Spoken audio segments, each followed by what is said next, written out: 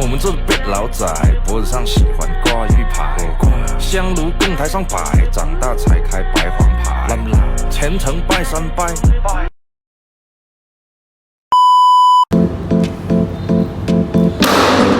Set banget nih, jajan yuk. Hah? Mau jajan kemana? Ya ke kantin aja kantin. Bentar dulu, aku mau nyari uangku dulu. Alah, jadi gini kok masih pakai uang tunai nih. Pakai ini aja. Apaan tuh? Nih, pakai ini aja. Bisa pakai m-banking. Kayaknya tuh lebih dulu, karena aku udah buat nih ya. Iya. Nah, dulu. Nanti kalau kita beli jajan tuh pakai kris aja. Nih, langsung scan. Udah bayar terus Gitu. Iya dong, ngapain pakai uang tunai? Pakai ini aja nih. Kalau enggak itu pakai dompet digital kayak Dana, OVO, Shopify. Tuh, udah kan? Ya, nanti saya kalau mau mendownload, nanti saya aduin ya. Ya, siap. Oke, ayo. Yuk, Perkembangan teknologi membuat keuangan digital terus mengalami transformasi besar. Di masa depan, layanan keuangan tidak lagi hanya bergantung pada bank, tapi juga pada fintech, perusahaan teknologi, dan juga platform digital. Teknologi seperti blockchain, artificial intelligence atau AI, terus ada open banking, central bank digital currency atau CBDC, hingga komunikasi kuantum akan membentuk ekosistem keuangan yang lebih cepat, aman, dan efisien. Masyarakat pun semakin terbiasa melakukan transaksi secara online, mulai dari pembayaran, investasi, hingga layanan pembayaran.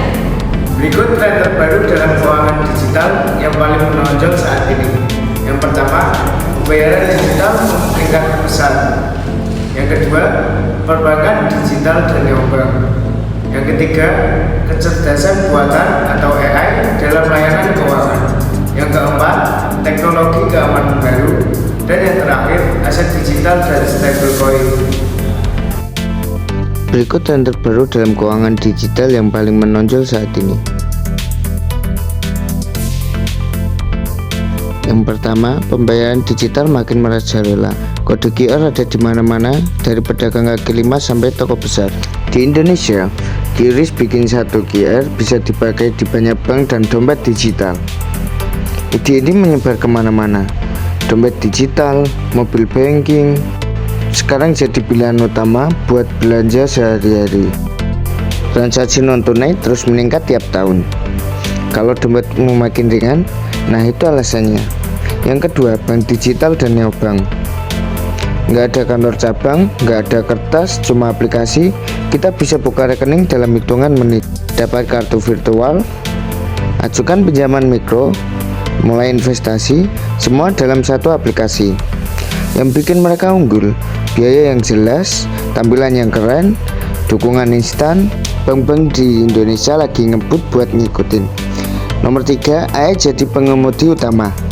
Model AI menilai kredit secara real time, mendeteksi perilaku mencurigakan, menjalankan chatbot yang jawabannya kayak manusia. Perubahan besar ada di personalisasi, batas kredit yang lebih pintar, penawaran yang lebih pas, persetujuan yang lebih cepat. Nomor 3, teknologi keamanan baru.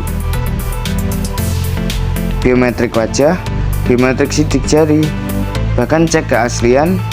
AI sekarang berburu penipuan 24 jam. Aktifkan biometrik di perangkatmu, aktifkan 2FA. Jangan pernah menyetujui login yang tidak kamu mulai. Yang terakhir, aset digital jadi praktis. Stablecoin memindahkan uang sungguhan antar negara dalam hitungan menit dengan biaya yang transparan. Sementara itu, bank sentral lagi mencoba CBDC. Bayangkan uang tunai digital dengan sistem keamanan bank. Nah, tujuannya penyelesaian transaksi yang lebih cepat, uang yang bisa diprogram, inklusi yang lebih baik, tergantung kebijakan dan privasi. Prediksi perkembangan keuangan digital 10-20 tahun ke depan. Yang pertama, ada transaksi semakin digital tanpa uang tunai. Dalam 10-20 karena 10-20 tahun ke depan akan menggunakan kris, dompet digital, dan kartu. Dan yang kedua ada mata uang digital bank sentral atau disebut dengan CBCD. CBCD adalah mata uang resmi bank sentral. Nanti 10-20 tahun ke depan akan diterbitkan untuk pembayaran gaji. Dan yang ketiga ada teknologi dan kecerdasan buatan. Perkembangan teknologi dan kecerdasan buatan AI diprediksi akan mengalami percepatan yang sangat signifikan dalam 10-20 tahun ke depan. Mode AI generatif seperti GPT menjadi salah satu contoh kemajuan teknologi yang mampu meniru cara berpikir, berbahasa, dan menganalisis layaknya manusia. Teknologi ini tidak hanya digunakan untuk menghasilkan teks, gambar, dan video, tetapi juga berfungsi sebagai alat analisis, asisten kerja, dan pendukung pengambilan keputusan. Dan yang keempat ada layanan keuangan menyatu dengan aplikasi dan platform online seperti cicilan, asuransi, dan investasi, dan pinjaman online. Dan yang kelima ada pertumbuhan aset digital dan tokenisasi. Salah satu inovasi penting yang mendorong besarnya perkembangan aset digital adalah tokenisasi. Tokenisasi merupakan proses mengubah aset fisik atau non-fisik menjadi token digital yang dapat diperdagangkan di blockchain.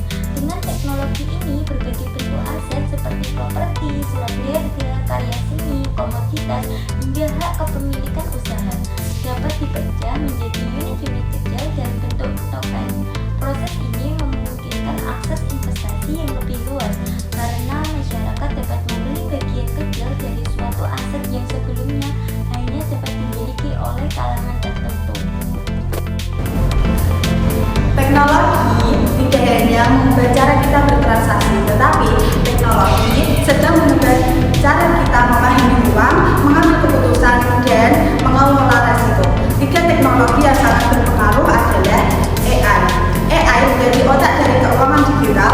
Dengan kemampuan membaca pola transaksi, AI bisa mendeteksi penipuan dalam detik, memberi rekomendasi keuangan personal, dan membuat proses layanan menjadi lebih cepat dan cerdas.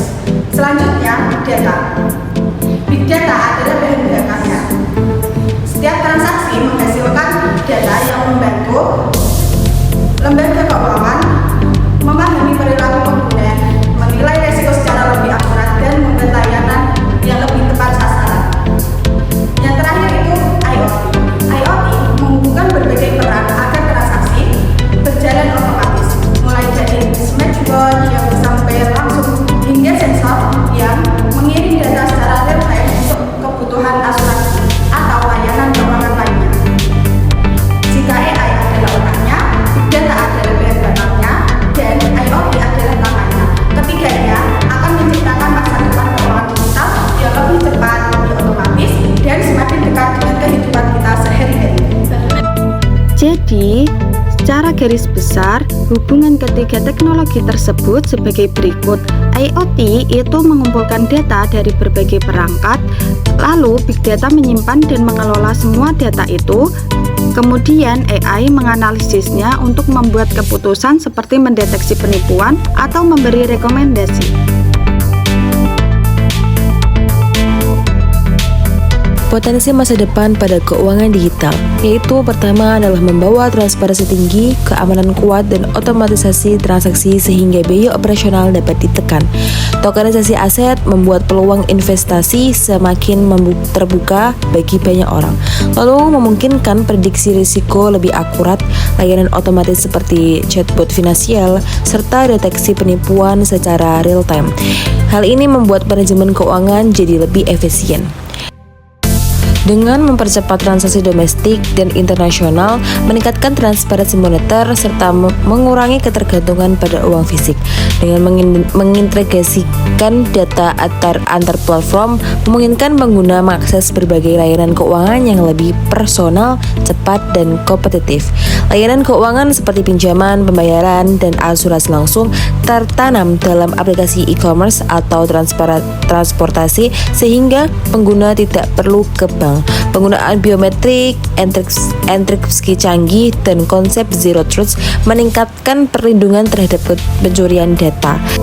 Lalu yang terakhir, memungkinkan analisis dan perhitungan finansial yang sangat cepat serta mampu menemukan anomali transaksi lebih tepat dengan membuka peluang transaksi dengan aset virtual, bank virtual, dan ekosistem ekonomi berbasis dunia digital. Tantangan yang akan muncul di masa depan pada keuangan digital. Yang pertama, ada keamanan dan privasi data, ada regulasi yang belum seragam, kesenjangan teknologi, ketergantungan pada sistem otomatis, dampak terhadap perbankan tradisional, dan juga resiko terhadap sistem moneter.